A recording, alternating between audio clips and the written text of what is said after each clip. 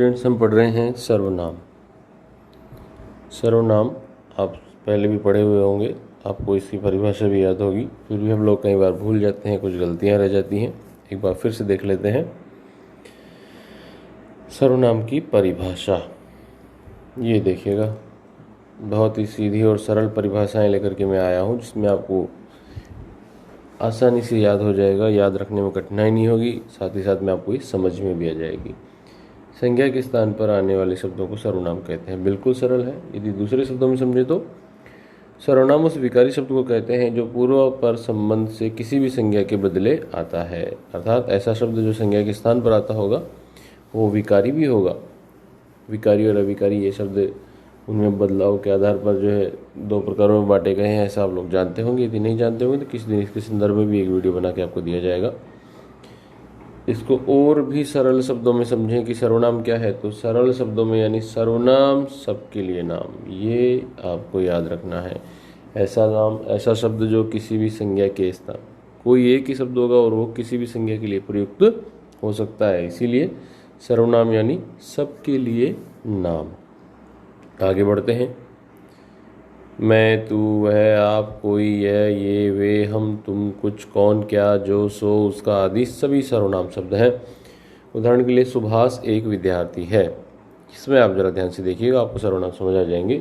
सुभाष एक विद्यार्थी है, ये एक सब बिल्कुल सामान्य सा साधारण सा वाक्य है, जिसमें सुभाष एक बच्चे का नाम है, वो संज्ञा है।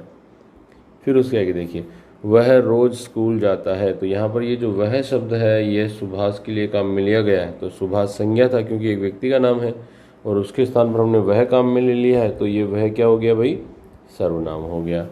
उसके पास सुंदर बस्ता है, यहाँ फिर से ये उसके शब्द भी जो है वो सुभाष के लिए काम में लिया गया है, और सुभाष जैसे कि हम जानते हैं संज्ञा है, संज्ञा के स्थान पर जो शब्द काम में लिया जाएगा वो सर्वनाम होगा। उसे घूमना बहुत पसंद है, तो ये देखिए आप, फिर से मैं बताता हूँ, वह, उसके, उसे, ये सभी शब्द क्या हो गए, सर्वनाम हो गए। अब आप में से कुछ बच्चों के दिमाग में ऐसा भी हो सकता है कि सर सब, वैसे ज़्यादातर बच्चों को ये बात पता होगी, फिर भी मैं बताऊंगा कि संज्ञा के स्थान पर आखिर हम सर्वनाम को प्रयोग करते ही क्यों हैं। भाई संज्ञा की, सर्वनाम की परिभाषा देखी ना हमने कि संज्ञा के स्थान पर प्रयुक्त होने वाले शब्दों को सर्वनाम कहते हैं। तो कईयों के दिमाग में आ जाए कि सब संज्ञा के स्थान पर दूसरे शब्द प्रयोग में करें ही क्यों, हम संज्ञा को ही काम में क्यों न लेते रहें।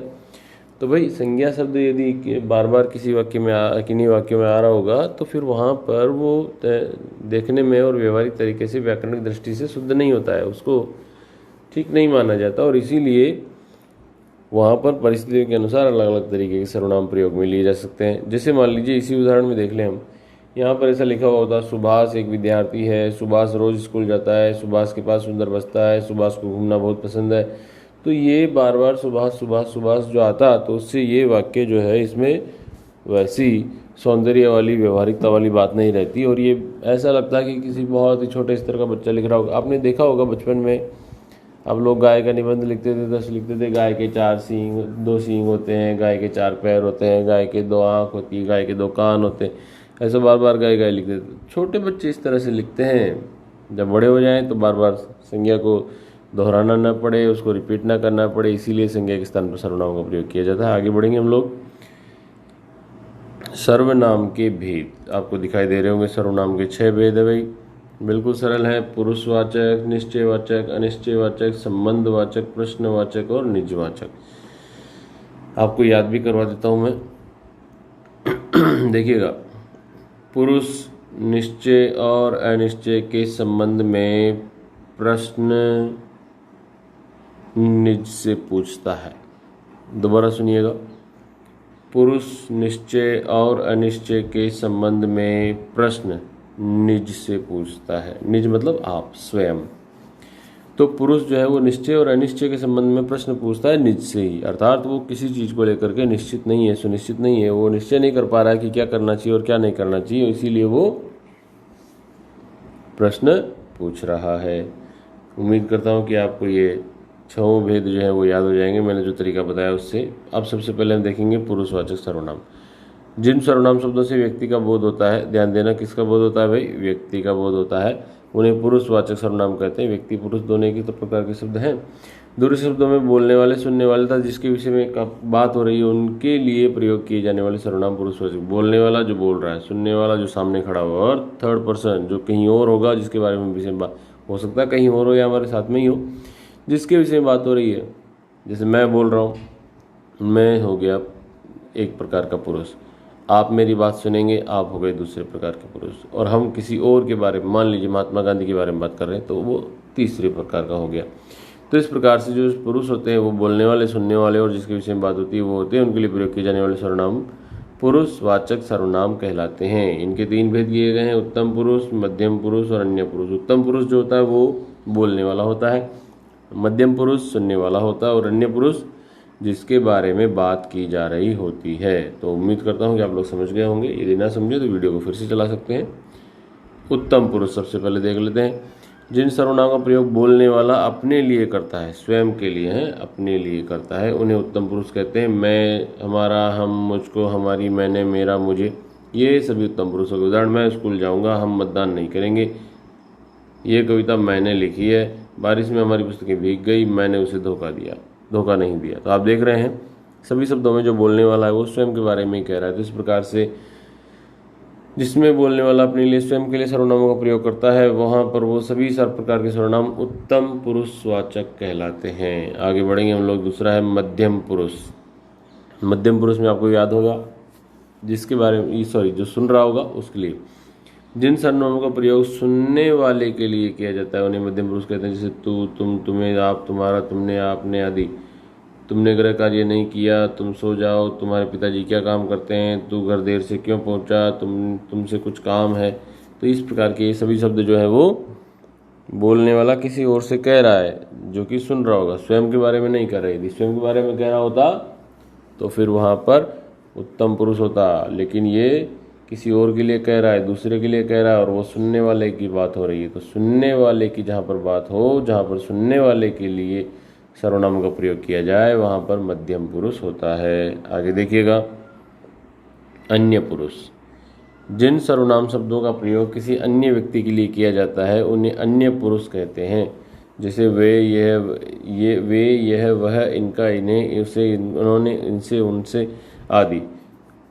किसी तीसरे की बात हो रही है, न बोलने वाले की बात हो रही है, न सुनने वाले की बात हो रही है, बल्कि किसी और के बारे में बात हो रही है।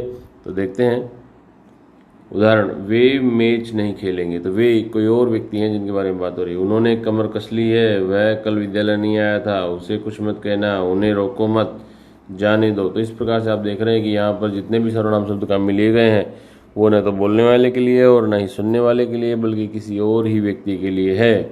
और जब किसी अन्य के लिए प्रयोग में किए जाए तो वहाँ पर अन्य पुरुषवाचक सर्वनाम होता है। उम्मीद करता हूँ आप समझ गए होंगे।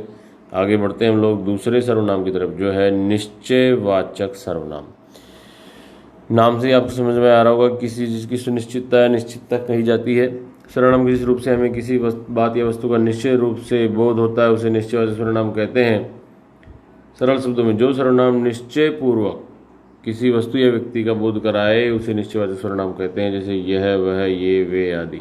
वाक्य में देखिएगा, तनुज का छोटा भाई आया है, तो यहाँ पर निश्चित है कि ये तनुज का छोटा भाई है। और फिर यह बहुत समझदार है, तो ये फिर से सुनिश्चितता वाली बात हो गई कि यह यानी तनुज के भाई के बारे में बात हो रही है। फिर आगे देखिएगा, किशोर बाजार गया था, वह लौट आया है। अब किशोर के बारे में बात हो रही थी कि वो बाजार गया था, फिर ये जो वह शब्द है ये उसी के लिए काम में लिया गया है, अर्थात वह लौट आया है। तो इस प्रकार से यह और वह जो ये दोनों ये जो सर्वनाम काम में लिए गए हैं ये दोनों ही सुनिश्चित है, निश्चित रूप से बता रहे हैं। पहले वाला जो यह आया है वह तनुज के छोटे भाई के लिए, बाद में जो वह आया है वो किशोर के लिए, मतलब किसी निश्चित व्यक्ति के लिए, निश्चित व्यक्ति वस्तु आदि के लिए। तो ये निश्चयवाचक सर्वनाम हो जाएगा। अब ये हो सकता है आपको इसमें थोड़ा डाउट हो, तो जैसे हम अनिश्चय वाले पर पहुंचेंगे तो आपको ये क्लियर हो जाएगा। देखिएगा, अनिश्चयवाचक सर्वनाम, जिस सर्वनाम शब्द से किसी निश्चित व्यक्ति या वस्तु का बोध न हो उसे अनिश्चयवाचक सर्वनाम कहते हैं। दूसरे शब्दों में देखिए, जो सर्वनाम किसी वस्तु या व्यक्ति की ओर ऐसे संकेत करें कि उनकी स्थिति अनिश्चित या स्पष्ट रहे उन्हें अनिश्चयवाचक सर्वनाम कहते हैं। जैसे कोई, कुछ, किसी आदि। वाक्य में इनका प्रयोग देखिएगा, मोहन, आज कोई तुमसे मिलने आया था। अब ये कोई कौन है हमें पता नहीं है। जैसे हमने पिछले वाले निश्चयवाचक में तो देखा था कि तनुज का भाई है या जो भी दूसरा नाम था वो, लेकिन यहाँ पर कोई आया था। कौन आया था ये पता नहीं है, लेकिन कोई ना कोई आया तो था, मतलब निश्चित नहीं है, इसीलिए ये अनिश्चय हो गया। पानी में कुछ गिर गया, पानी में गिरा तो है लेकिन क्या गिरा ये निश्चय नहीं है, ये पता नहीं है, ये कंफर्म नहीं है। तो ऐसे में ये क्या हो जाएगा, अनिश्चयवाचक हो जाएगा। तो उम्मीद करता हूँ कि आप लोग अनिश्चय को समझ गए होंगे। आगे बढ़ते हैं हम लोग चौथे की तरफ, संबंधवाचक सर्वनाम। जिन सर्वनाम शब्दों का दूसरे सर्वनाम शब्दों से संबंध ज्ञात हो तथा जो शब्द दो वाक्यों को जोड़ते हैं उन्हें संबंधवाचक सर्वनाम कहते हैं। देखिएगा, फिर से बोल रहा हूँ मैं, जिन सर्वनाम शब्दों का दूसरे सर्वनाम शब्दों से संबंध ज्ञात हो तथा जो शब्द दो वाक्यों को जोड़ते हैं उन्हें संबंधवाचक सर्वनाम कहते हैं। देखिएगा, दूसरे शब्दों में, सरल शब्दों में, जो सर्वनाम वाक्य में प्रयुक्त किसी अन्य सर्वनाम से, किसी एक सर्वनाम का किसी दूसरे सर्वनाम से संबंध बताया जाता है उन्हें संबंधवाचक सर्वनाम कहते हैं। जैसे जो, जैसे, ये जो जैसे तो उदाहरण के लिए लिखा गया है, जैसे, जिसकी, सो, जिसने, जैसा, वैसा आदि। उदाहरण देखिएगा,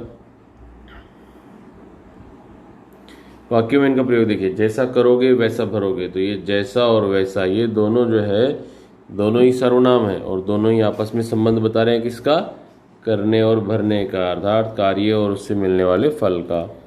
जिसकी लाठी उसकी भैंस, तो ये जिसकी और उसकी दोनों सर्वनाम जो है वो लाठी और भैंस में संबंध बता रहे हैं। तो इस प्रकार से ये आपने देख लिया होगा संबंधवाचक सर्वनाम के बारे में। आगे देखेंगे हम लोग प्रश्नवाचक सर्वनाम। जैसा कि नाम से ही ज्ञात है, प्रश्न से संबंधित है, क्वेश्चन पूछा जा रहा होगा। देखिएगा, प्रश्नवाचक सर्वनाम, जो सर्वनाम शब्द सवाल पूछने के लिए प्रयुक्त होते हैं उन्हें प्रश्नवाचक सर्वनाम कहते हैं। सरल शब्दों में प्रश्न करने के लिए जिन सर्वनामों का प्रयोग करते हैं उन्हें प्रश्नवाचक सर्वनाम कहते हैं। जैसे कौन, क्या, किसने आदि। वाक्य में इनका प्रयोग देखिएगा, टोकरी में क्या रखा है, बाहर कौन खड़ा है, तुम क्या खा रहे हो। तो ये क्या, कौन और क्या जो शब्द आए हैं ये आप देख पा रहे होंगे कि प्रश्न पूछे जा रहे हैं। तो इस प्रकार से जब भी कोई प्रश्न हो उसमें जो प्रश्नवाचक शब्द होगा वो प्रश्नवाचक सर्वनाम होगा। आप समझ गए होंगे उम्मीद करता हूँ। आगे बढ़ते हैं हम लोग, छठा और आखिरी सर्वनाम है हमारा निजवाचक सर्वनाम। अब इसमें निजवाचक में आप थोड़ा सा ध्यान देना, निज का अर्थ होता है अपना और वाचक का अर्थ होता है बोध कराने वाला। तो अर्थात निजवाचक का अर्थ हुआ अपनेपन का बोध कराना, अपना यानी स्वयं, खुद। अब आप लोगों को ऐसा लगेगा कि सर जो पुरुषवाचक सर्वनाम पढ़ा था उसमें जो उत्तम पुरुष था जिसमें बोलने वाला स्वयं के बारे में प्रयोग करता है तो वो भी अपना ही होता है। नहीं भाई, देखिएगा वहाँ पर व्यक्ति बोल तो रहा है लेकिन किसी और से बोल रहा है, चाहे अपने बारे में ही बोल रहा होगा, लेकिन यहाँ पर जो बोलेगा वो स्वयं के लिए ही बोलेगा। देखिएगा, जिन सर्वनाम शब्दों का प्रयोगकर्ता के साथ अपनेपन का ज्ञान कराए उनके लिए उन्हें निजवाचक सर्वनाम कहते हैं। जैसे अपने आप, निजी, खुद आदि। इसके उदाहरण भी देखेंगे हम लोग। आगे चलते हैं, आप शब्द का प्रयोग पुरुषवाचक तथा निजवाचक सर्वनाम दोनों में होता है। देखा, मैंने बताया था अभी थोड़ी देर पहले कि ये जो शब्द है निजवाचक सर्वनाम में, आप शब्द का प्रयोग पुरुषवाचक में भी होता है और निजवाचक में भी होता है। लेकिन ध्यान देना, पुरुषवाचक में जो आप शब्द का प्रयोग होता है वो अन्य पुरुष में होता है, किसी तीसरे व्यक्ति के, सॉरी, मध्यम पुरुष में होता है, द्वितीय पुरुष में होता है। लेकिन निजवाचक में जो आप शब्द का प्रयोग होगा वो स्वयं के लिए होगा। जैसे आप कल दफ्तर नहीं गए थे, यहाँ पर ये आप शब्द का प्रयोग है, ये मध्यम पुरुष में, यह आदर्श सूचक है। ये आप जो है वो तुम के स्थान पर प्रयोग कर लिया जाता है कभी कभी। भाई कोई बड़ा आदमी है, इसको सम्मान देना है तो उसको हम तुम नहीं बोल सकते, तो ऐसे में वहाँ पर हम लोग आप का प्रयोग कर लेते हैं। और इसी प्रकार से जो आप शब्द है वो मध्यम पुरुष में आ जाता है। लेकिन आप मेरे पिता श्री बसंत सिंह है, देखिए इसको भी देखिएगा, आप कहाँ गया, हाँ ये रहा, आप मेरे पिता श्री बसंत सिंह है, अन्य पुरुष आ गया इसमें। इसमें आदर सूचक है, परिचय देने के समय में पिताजी का परिचय देने के समय में हमें सम्मान तो दिखाना ही होगा, तो इसीलिए यहाँ पर ऐसा आप शब्द लगाया गया है। लेकिन अब अगली वाली पंक्ति में देखिएगा, ईश्वर भी उन्हीं का साथ देता है जो अपनी मदद आप करता है। अरे भैया देखो, यहाँ पर यह आप था नहीं, आदर देने के लिए मध्यम पुरुष में गया था। फिर आप मेरे पिता श्री बसंत सिंह है, इसमें भी आप जो है वो आदर देने के लिए था, लेकिन वो अन्य पुरुष में गया था क्योंकि हम वहाँ पर किसी और से बात कर रहे हैं। लेकिन ये जो लास्ट में आप शब्द का प्रयोग किया गया ये खुद के लिए है।